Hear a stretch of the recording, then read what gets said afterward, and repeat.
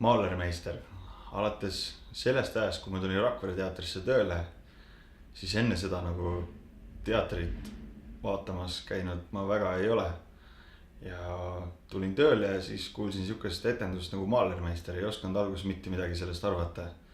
Aga kui ma esimest korda seda nagu koos teise lavatehnikuga teenindasin, kus siis taga tuleb uksi avada ja nii edasi, see oli see nagu väga komöödiline etendus. See oli mu esimene Rakvere teatri üldse lemmiketendus, kus oli sellist vägevat komöödiat ja mõned seigad olid kindlasti siuksed tõsisemad ka, aga üldiselt on väga suur komöödia ja isegi lava taga nagu teenindades, kus tuleb nagu täiesti iirvaikselt tegelikult olla ja oma toimetusi seal teha, siis on nagu isegi väga raske seda teha, et isegi lava taga kipud sa nagu vitsitama ja hoiad vägisi seda suurt naerulaginat kinni.